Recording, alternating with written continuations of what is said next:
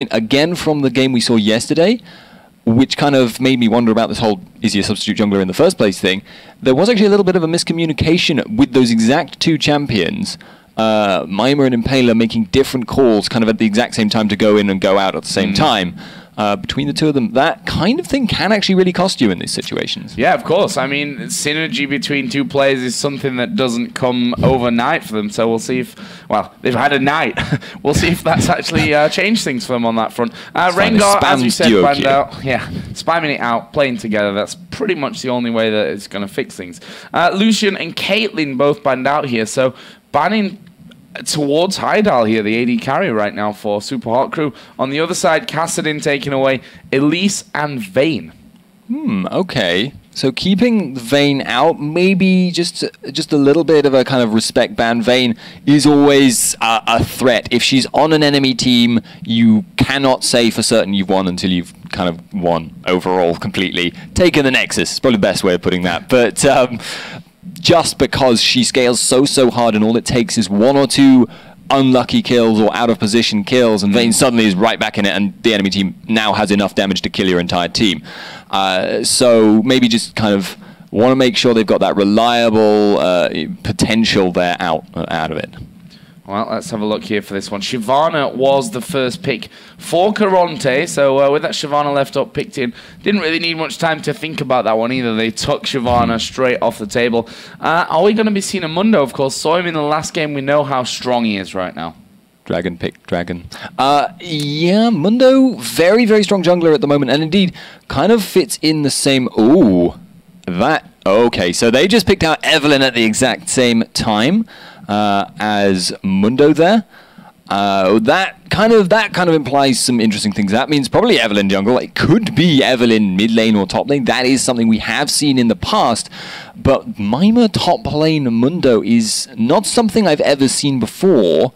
But it isn't something that is entirely nonsensical. Mundo, especially with the Perseverance Mastery, very, very sustainy top lane, especially after 6. And he scales really, really hard with farm. Well, we'll see about that. And we know that Mimer is a fantastic Evelynn player as well. When he came into the NIP team, we're basically in Rengar, Evelynn, and 2 champions that he loves to play. Whether we'll see that here or not remains to be seen. But Karont3 looking like they're going to be locking in the Lee Sin, which will confirm that Shyvana most likely will go into the top lane, and a Jinx as well. Okay, so Jinx, not a character we've seen too much of since she was nerfed, essentially. But generally what it's meant when we've seen it thus far is siege compositions. Jinx absolutely excels at destroying buildings. She has the range on the rocket form to hit them from a very safe distance comparatively, but if she is allowed to get in close, she can also just, with a Bloodthirster first and the minigun attack speed, really, really shred through them early and quickly. That makes her a very, very dangerous sieging threat. And that could work well if it's a top lane Shyvana, because she can also apply a lot of map pressure and they will rely on just very, very heavy pushing across the board. Well, on the other side, the dual lane was locked in by Super Hot Crew as they pick up Thresh and Ezreal.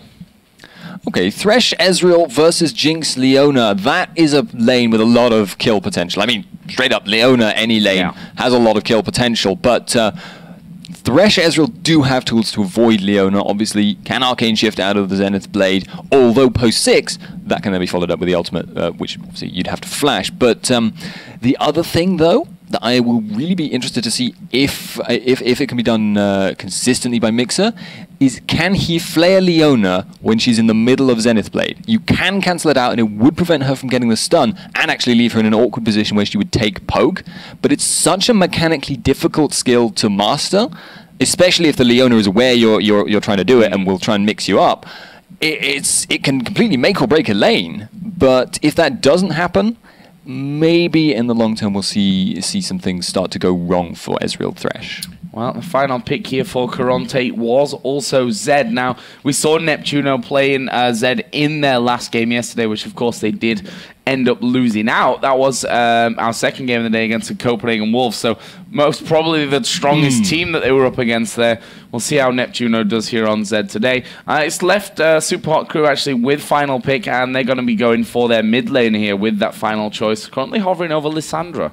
Lissandra is the classic, I suppose, counter per se to Zed. Used to be that generally Zed was a bit too strong overall, and regardless of what you did eventually late game, he would get to be a real impossible threat to deal with.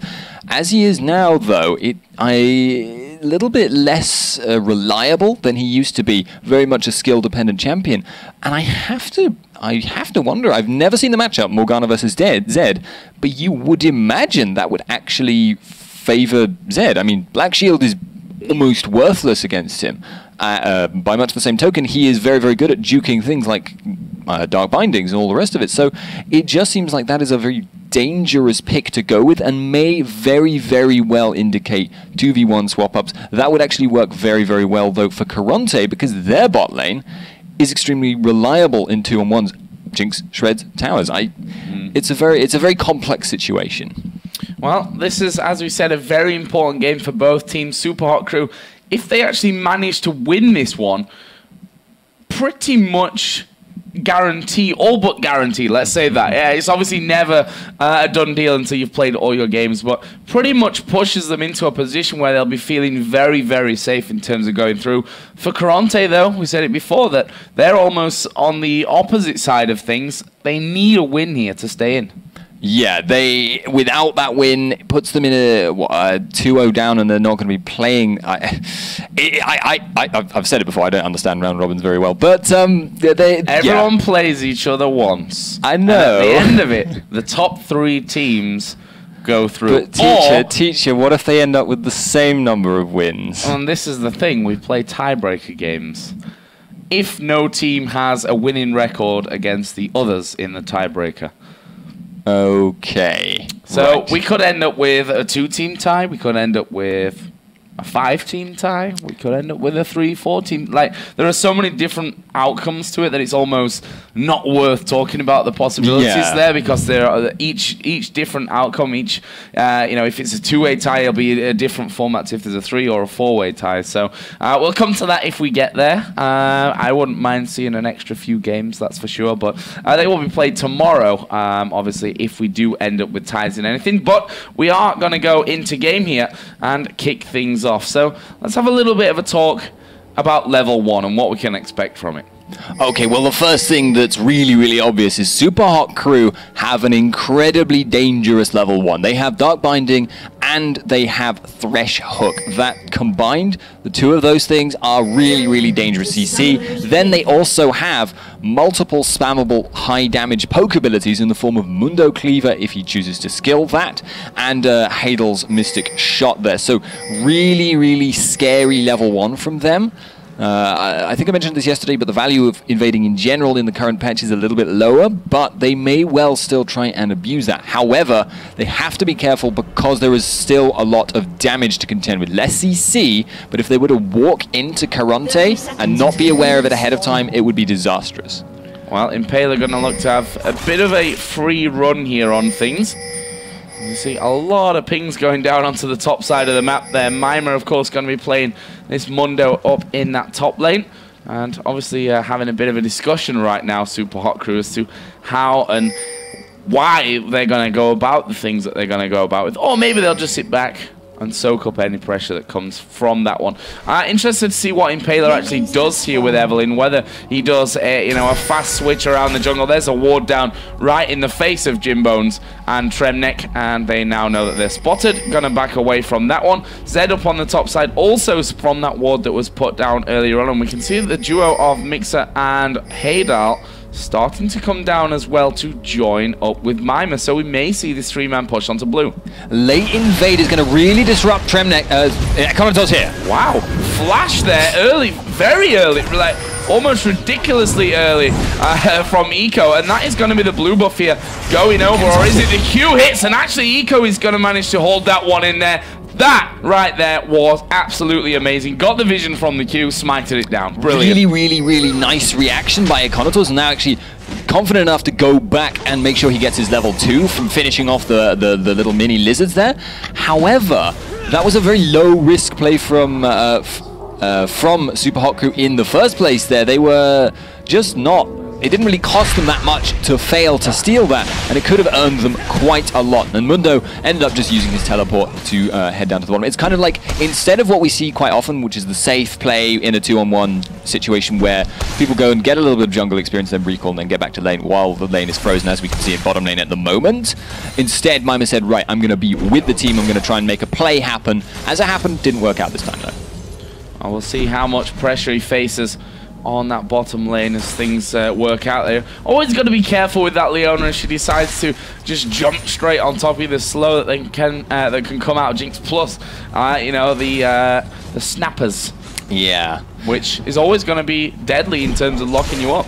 Yeah, it's a lot of burst damage, and it also chains together incredibly well because you end up, as you say, you get rooted by Leona, then you get stunned by Leona. That's 2 procs of her damage, multiple auto attacks from Jims, then you get the Flame Chompers placed behind you while you're still locked down. Dragon actually potentially in trouble in that area. A migxa actually popped a red pot. I had not noticed that. Yeah, red pot coming out there. That's definitely interesting start here from migxa. We are going to see Eco coming in from this one, and directly the Flay coming out there just to make sure they don't get chased down any further. Meanwhile, down in the bottom lane, we are going to see Impaler coming around, but he's level 4 at this point. Double buffs on, and obviously not wanting to really fight there. And in the mid lane, Moopz also taking a lot of pressure from neptuNo.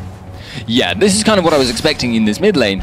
Morgana not a particularly good matchup against Zed, so there is a very important reason they wanted to run it. Yeah, going in on towards the top. Haydal actually going to be the focus, but Eco going very low from this one, but First Blood actually coming down there. migxa does manage to get a kill back, but with that Flay will try and escape this one. I think he should be able to get away. No, flash in from Dragon, but not enough damage. migxa just flashing out at the perfect time there to stay alive, keep a hold of those blue buffs. Zed's heading up there. Those double buffs, I should say. Yeah, Zed is going to go straight underneath the turret from this one. Actually getting hooked. Flayed back as well. neptuNo gets the kill, but he is going to die in the end to migxa. The buff's basically being reset as Mimer here in the bottom lane going very low. Jimbone's going to get finished off there by Impaler's Evelyn, and they need to be real careful with this one in terms of how low Tremnek got, but the flash away from Impaler will mean another kill coming down for Super Hot Crew. Yeah, coming out a little bit ahead there.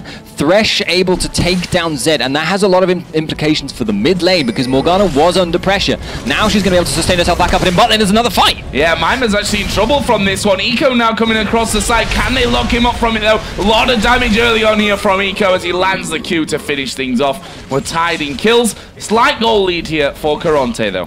Yeah, okay, so is there going to be another fight now? I don't think it's possible. No one's anywhere near. But that was essentially taking advantage of the commitment in top lane. The bottom lane fight happened because up until then, they'd been very, very nervous about possibly going in just in case Econatorz would be there. Because I keep seeing Shyvana jungle and it's Dragon. Something in my head is wrong. Anyway, regardless though, just a lot of fights across the board being very influential on the lanes, but probably going to end up counterbalancing each other. Oh, Dragon having a much better time of things as I completely miss a kill in the bottom lane from that one. neptuNo had started to come down as well in the end. It's actually Impaler that will manage to take down Tremnek, who was low health for quite a while there, down in that bottom side of the map. My apologies for missing the kill. I am not a cameraman, that's for sure.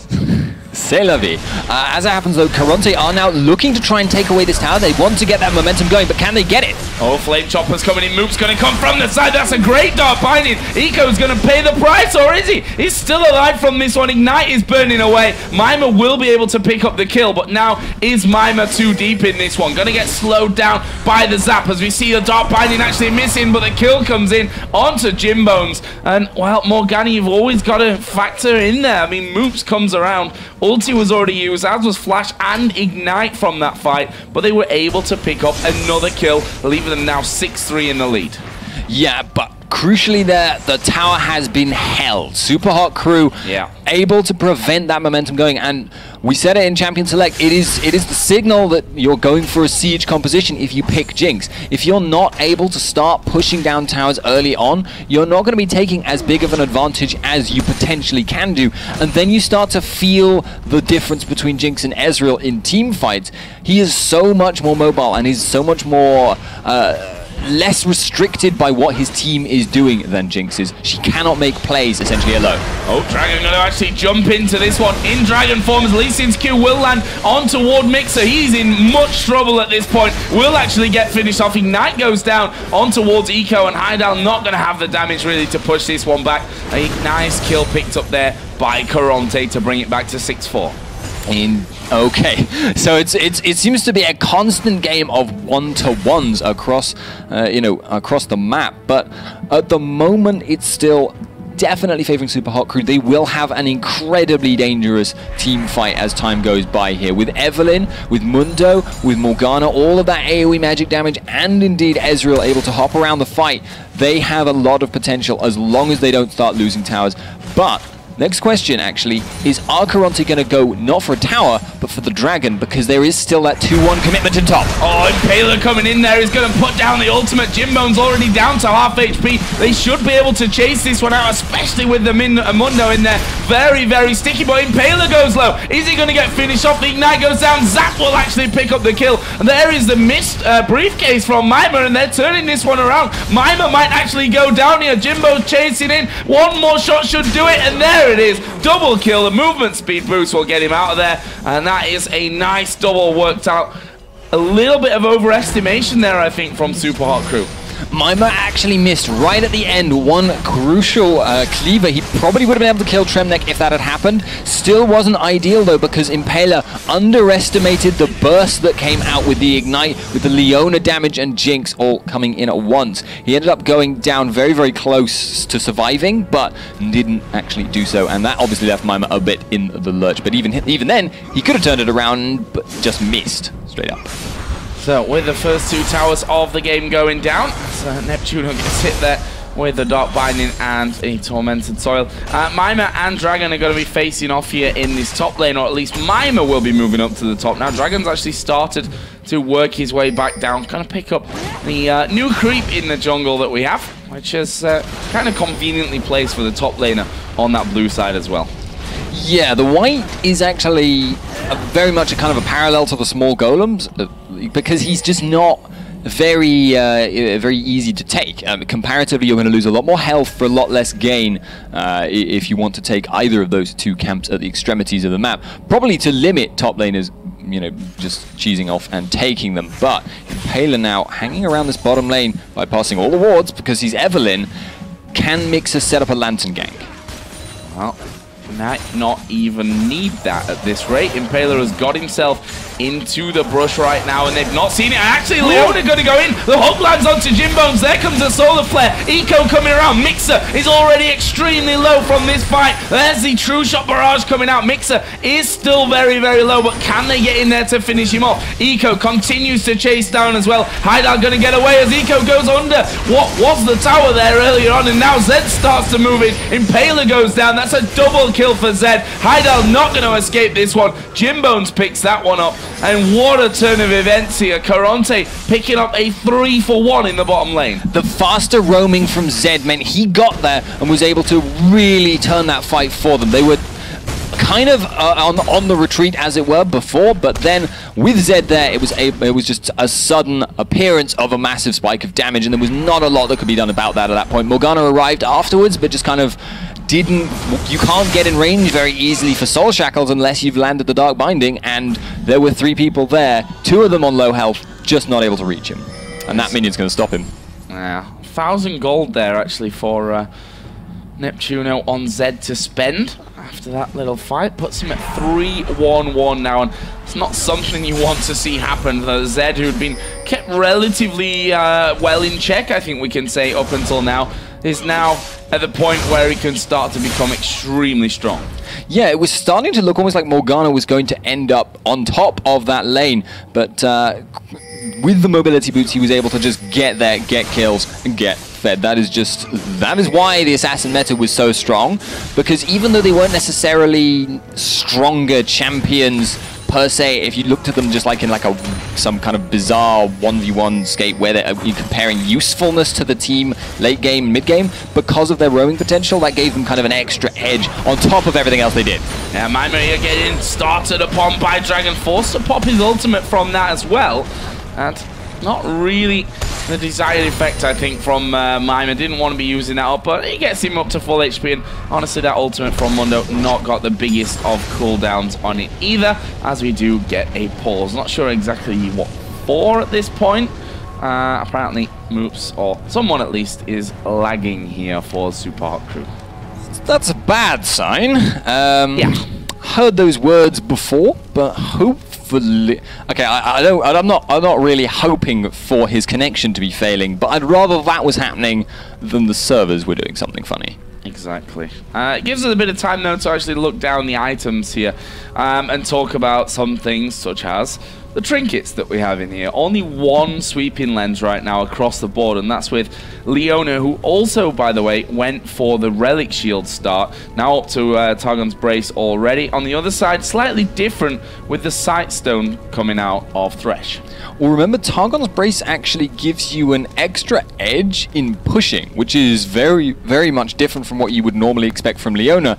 Used to be, Leona was not a particularly strong pushing support. You know, something like even something relatively weak at pushing would still generally outpush Leona because she couldn't get near the minions. But with the Targon's Brace, with the ability to just execute minions below half health, she suddenly pushes almost as fast as other people. But most other champions are less willing to run that Targon's Embrace, so it does seem like that is a really, really strong aspect to Leona that I feel like a lot of people aren't considering at the moment. Well, we'll see how that one develops. Again, we said it yesterday that, now, 314, this is the first major tournament that we're having, certainly in Europe. And there's still a hell of a lot to be developed, to be figured out, the numbers to be crunched and what have you. And no doubt a lot of changes still to come, of course. It's a pre-season patch and alterations will come in. Yeah, they were already made. I mean, Targon's, when it was released, was just completely out of whack in terms of how much gold it generated. As it is now, much less so. And I have to say, highlighting that issue which we mentioned before with Annie, in that the active is less useful, but that, again, comparing that to Thresh, who has no gold item and just a Sightstone, it's an interesting approach. I'm actually curious if that will catch on more and more as time goes by.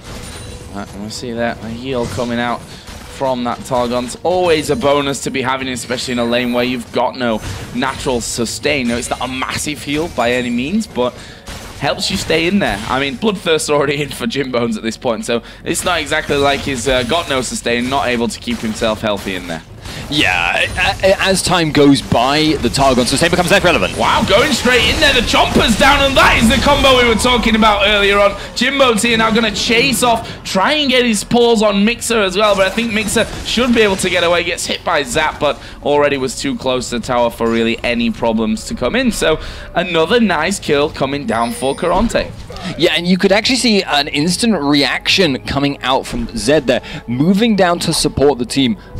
As soon as he saw that engage happen, he thought perhaps they could go for a dive on migxa, but as it happened, he's decided instead to just push down the mid tower, and I wonder if they're going to fight for that. Yeah, so ridiculous amounts of damage coming out there from Jimbones as well. And we can see with that ward, he's like, what's that? Jungle from outside the jungle? No problem for me. It's a ranged minion, which means you can farm it over the wall, which I guess is a difference from double golems in that respect. But the next point of contention is clearly going to be this dragon. Impaler is in the area, though. That makes it a very dangerous steal. Well, let's see. Impaler here going to get hit by Zap. That slows him right down, and Zed going to go in there. Lantern coming out. That will keep Impaler alive for now as Moopz comes in. Shackle's going down. Jimbones is going to fall. Used his barrier there to no real avail from him. Tremnek now the focus. Flash from Dragon at the backside. Meanwhile, the Dragon itself doing a lot of damage here and will be picked up. That was a great reaction from SUPA HOT CREW. Really nice box from migxa there, landing it in the middle of everyone and just... like, at that point, Karont3 had already committed very, very heavily, and he just split them in half. He made them all think, actually, do I want to run, do I want to stay? None of the choices were good ones, and so they just spread apart and ended up falling down. Impaler there just kind of witnessed a flying Lee Sin.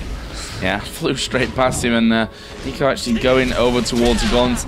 And Impaler is recalling at this point. So let's have a look down some of the other items. The Zhonya's Hourglass almost complete for Moopz. And when I say almost, it's quite noisy. Yeah, it's pretty noisy, that recall animation. It's not quite Oktoberfest Gragas, but it's still pretty impressive. But that Zhonya's is now finished for him. On the other side, Zed with the Blade of the Ruin King went mobility boots here, which is obviously playing to the fact that he has moved a lot specifically towards this bottom lane. Yeah, it has indeed.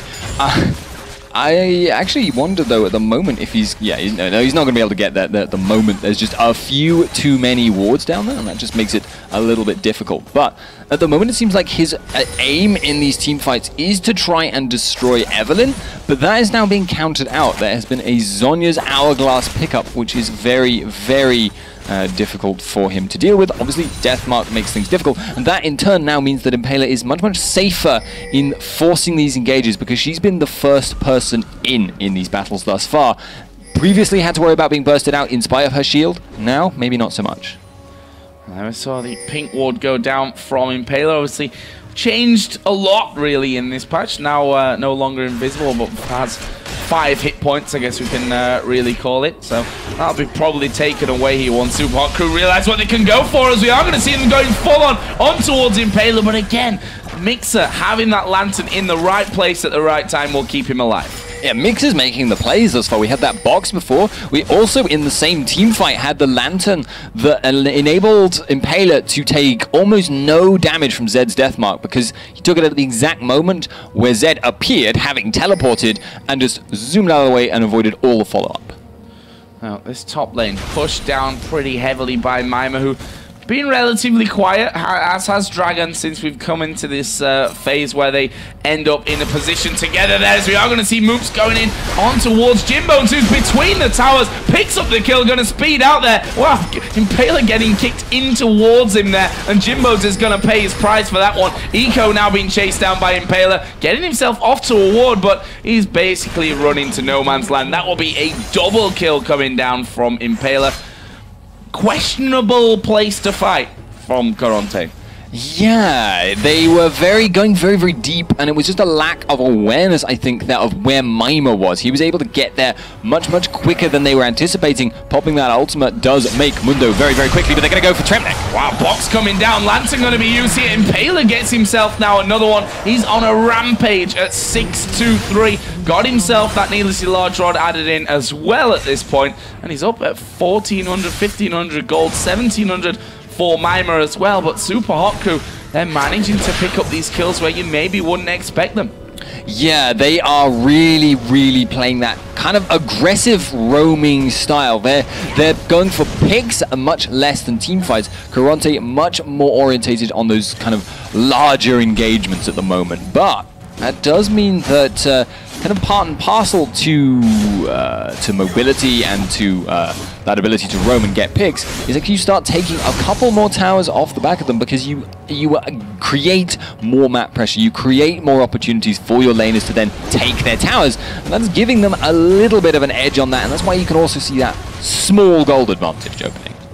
Dragon there getting himself up to 160 CS, let's call it, to the 146 right now of Mimer's Mundo. So those two guys pretty close in terms of what they've managed to farm up so far. If you have a look down the AD carries as well, because they've started to get those items in. Static Shift plus the Bloodthirster here for Jimbones. On the other side, the Trinity Force already done for Haydal's Ezreal, plus the workings of that Bloodthirster. Yeah, very, very, very standard stuff from these AD carries. The Shiv will enable Jinx to push that a little bit quicker, and it will also accelerate her getting the Last Whisper, which really suits her down to the ground. She has a lot of attack speed anyway. She doesn't need to, you know, cry over missing out, 10% extra attack speed from a Phantom Dancer as opposed to a Shiv. That will just mean she is now able to potentially support, a little bit more in terms of the lane rotations. Tremnek, though. Or not. He got corked. Nothing happened. Knocked back from that one, trying to get in there, but be careful. This Morgana now with an extra blasting one in there is going to be putting down a lot of damage. And look at this, Jimbones being stalked through the jungle by Impaler. He's going to throw down the Flame Chompers, but Impaler's still going in there and might not even need Impaler at this rate. There's the barrier coming out. Impaler gets himself another kill now, up to 7-2-3. I think Haydal would have really liked if his teammate had have given that one over to him, though. Well, you know, you can't. It's kill securing. You can't let it go. There's always that small chance he might have had double flash due to a bug or something. But regardless, it does look like at the moment the next point of contention is going to be this red buff. neptuNo wants this, but I really don't think he can afford to try. Yeah, Flayback coming in there, and he decides, I'm just going to leave. Morgana was coming in as well, and that sets them up perfectly for the Dragon, which has just spawned in. Haydal, of course, just jumping straight over the back of the wall. The rest of the Super Hot crew doing that one. No contest here on this Dragon, and that puts Karont3 behind by 3,500 gold.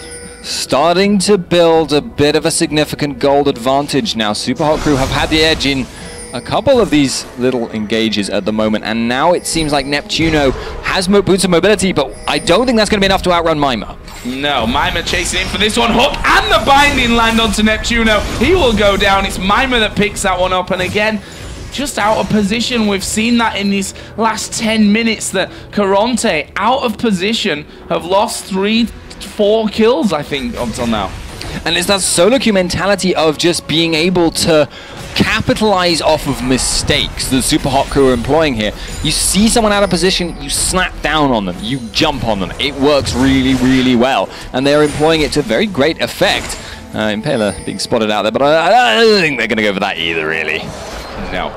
Better not to dive in onto the Evelyn, who has that Zhonya's anyway if things get really hairy. There's the Dark Binding going through. We're going to see this tower most likely going down and will be finished off there. Haydal able to finish that one down. So that puts them in much stronger position now. 4-1 up in turrets, the entire outer ring down. Mimer bearing in on the inner turret on that top lane as well. And that is one of the things about a Mundo in top lane, is he is so difficult to kill.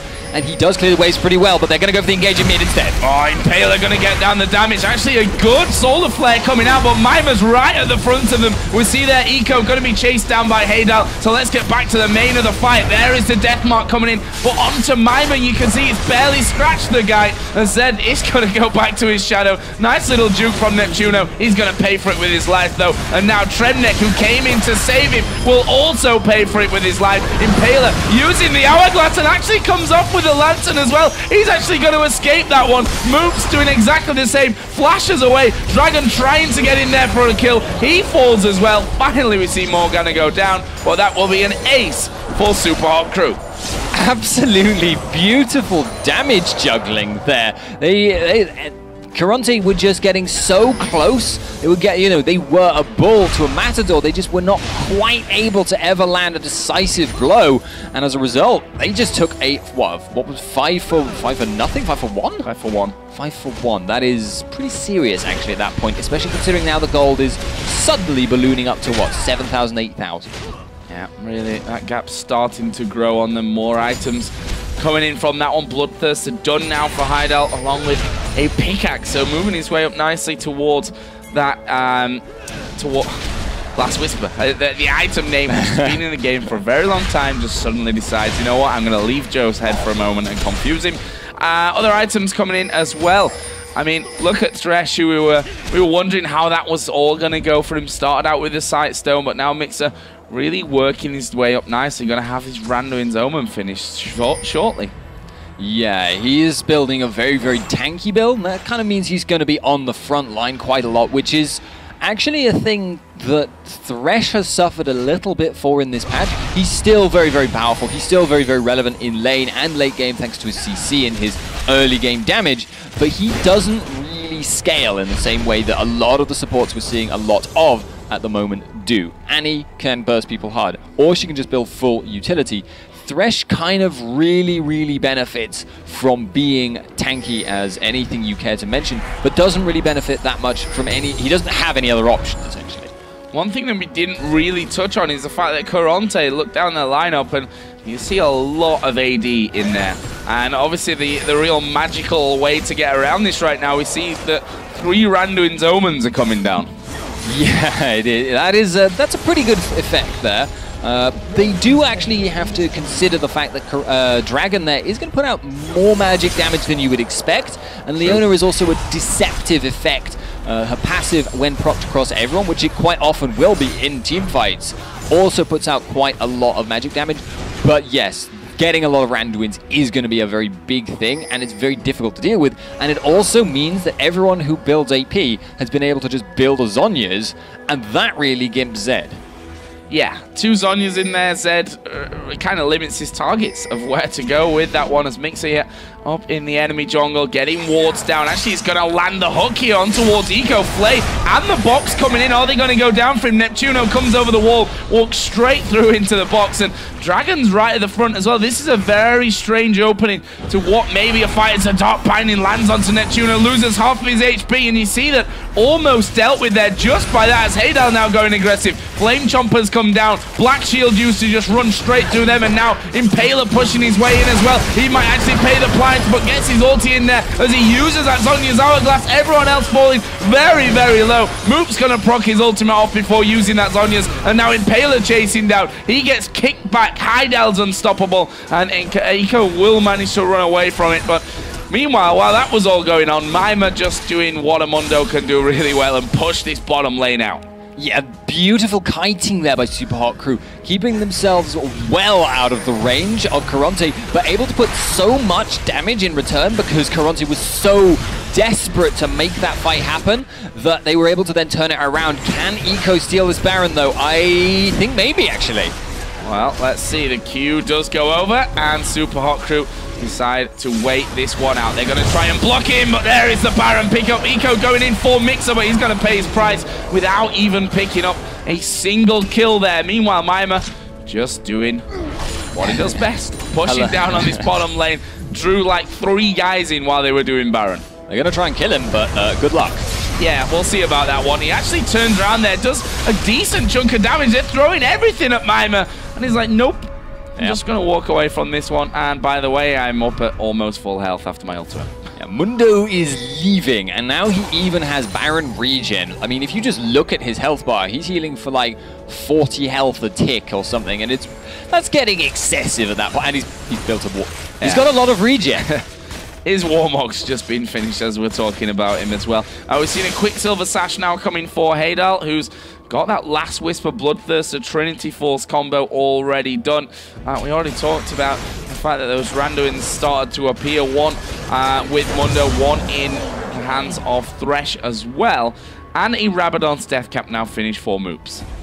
Yeah, very scary Morgana. Once she's got the Void Staff on top of that, she's kind of hit peak blow you up level on Morgana, and she's got so much supporting damage that she doesn't need to be as massively concerned about doing as much damage as possible in these fights. She just needs to make sure she zones out the right people, and she's so capable of doing that. I think the only one who could really afford to ignore Morgana's damage is Dragon. Well, let's see about that one, because we see that SUPA HOT CREW start to move in. Jim's taken down to pretty much half health there, just a little bit more than after that single Dark Binding. Haydal takes a bit of a hit from Eco as well, but they're managing to get their hits onto the tower. It's already down to less than half HP. Has anyone seen oh, he's top lane. Mimer in the top lane right now, gonna be just taking that tower away because Karont3 have just showed they cannot engage on the 4-man team SUPA HOT CREW unless they make a mistake. Moopz thought, I think, that Zed was coming in from him for that one. We do see Eco come down. There is a box that's going to keep Karont3 out of this fight for a good while. Dragon dives into the back. Moopz going very low. His ulti is going to proc off onto just one, I think, in the end there. There is the ultimate out of Haydal as well. He got pretty low, but Bloodthirster and that Baron, he can get back into this fight and continue to do the damage. There is the kill as Mimer finally joins the fight. He's just going to tank up the turret. He's got about 4 million HP at this point. That turret not going to be really denting him whatsoever. Inhibitor's going to go down. It was actually a fairly low scoring fight, that one. And now we see Karont3 trying to come back across to do more damage, but in the end, SUPA HOT CREW back away. Mimer at the end there, he was late into that fight, and it was a really nice engage from Karont3. But Mimer was just so unbelievably tanky, and SUPA HOT CREW did enough damage this time. They didn't do tons of damage as they were retreating, but they did enough damage that Karont3, when Mimer appeared and dived into the back line, they could no longer afford to just sit and face tank him. Because Mundo's damage isn't absolutely massive at the moment, but he was so tanky that he would have just sat on them until they died. Yeah, and hard to get away from him as well. with those cleavers coming out, or briefcases, as they actually are in this one. And now Karont3 just trying their best to force these lanes back a little bit so that they've got a bit of breathing room, because up until now, they've been pushed heavily into their base this entire time. Yeah, they need to get some map control, and they need to force picks on the enemy, because if they can't, things could go wrong. Oh, this could be dangerous for migxa, actually off to the side. The hook not quite landing, though. And the rest of the team from Karont3 were coming around. Kind of surprising me not to see more sweepers on Karont3's side of things at this point. You know, the fact that they've lost control of their own jungle. I mean, they need that back. It's a difficult situation for them, because yes, maybe they could get rid of some enemy wards, but the problem is then they're probably not going to have the budget for actual warding themselves. Eco going for migxa, though. He's a very tanky target. Yeah, Dragon actually already in the backside of them here. migxa is going to push himself back around. Are they going to keep fighting this one? migxa's going to die. There is Impaler using the Zhonya's, but Moopz flashes in, puts the ulti down. They're out of range from this one, but Jimbone's surely going to fall here. He's been chased off. Let's leave him for now. The rest of the team coming around that bottom side. Jimbone's trying desperately to regen himself from the minions, which he's done well, actually doing a lot of damage to Haydal. He may be able to come in and finish this one off. No, they're turning around as I hit the buttons on the side of the mouse. Great stuff, Joe. And Impaler in the end finishes him off. He is now legendary. That's 3 men down. They might be able to finish the game here. They are going to try and sustain themselves back up, and Mimer just, how much armor does he have? 275 and a huge amount of health. I mean, if you calculated like his effective HP versus armor, it's probably in the region of 10,000-11,000 at this point. It takes a long time for a tower to bring him down, and the rest of the team is strong enough at taking towers. He can just, well, tank for them, and that will work out very, very well. But it looks like they're not going to stick around. There's not much reason to risk it, though. They're 16k ahead. 16? Yes, 16. I can count sometimes. More often than me, that's for sure. So Haydal here, he's just taking a few wards out as he steals away that red buff. And did really well there. I thought Jimbones might get the better of him, but playing it really to perfection. And as you said, a big gold lead, and that's going to mean a bit of shopping time as well. 3,000 gold for Haydal, who doesn't have that much left to buy, and he's still, by the way, on Boots of Speed. Well, Boots of Speed, you know, that you can upgrade your boots, yes, but is it really the most efficient choice you can manage? Because at a given time, you know, getting those extra boots upgrades are not going to be, is not necessarily going to be the most efficient thing you can do. But I just want to know, again, I know I keep mentioning it, but Mundo now has Thornmail as well. I think he feels that armor is the way to go now, rather than health. 335 armor, 4,582 health. That's a lot of numbers that Mundo has behind him at this point. And you can see his health bar just ridiculously large right now. Towers, not a problem for him. Both of the Nexus turrets wouldn't be a problem for him to just get in there and tank up if they need to really do that one to get this game going. As migxa gets hit, he's also got himself a Randuin's Omen and a Sunfire Cape now as well. Oh, yeah, okay, so that's actually a little interesting thing, but I may have to talk about it later because I suspect there could be engage here. Karont3 very much at a point now where they have very little choice. They have to make an engage happen or they will fall down to Mimer's split pushing now. But Sunfire Cape on Thresh does actually have a couple of issues, because if you're putting yourself in position to use the Sunfire Cape, quite often you're putting yourself out of position for the Lantern. But at the moment it looks like they're going for it. Oh, they are going to go in there. Mimer actually getting kicked out. They're focusing the tank down from this one. Mimer down to half HP. His regen starts to kick in now from that ultimate as he comes back into the fight. The rest of the team being shredded down. There's a flash from Impaler. neptuNo gets locked up by the Dark Binding. Not sure that Tremnek will escape. He uses his flash to actually get back onto the fountain. He goes very low. There are now only 2 men left alive, trying their best to get the regen in there. And we also see them just diving straight into the fountain to pick up the kills and also lose 2 lives, but it's not going to matter too much. Good game's already being called out here. Dragon trying to get in there, but look at Mimer. He takes no damage whatsoever. The rest of the SUPA HOT crew going to finish off the Nexus, and they pick up their 2nd win here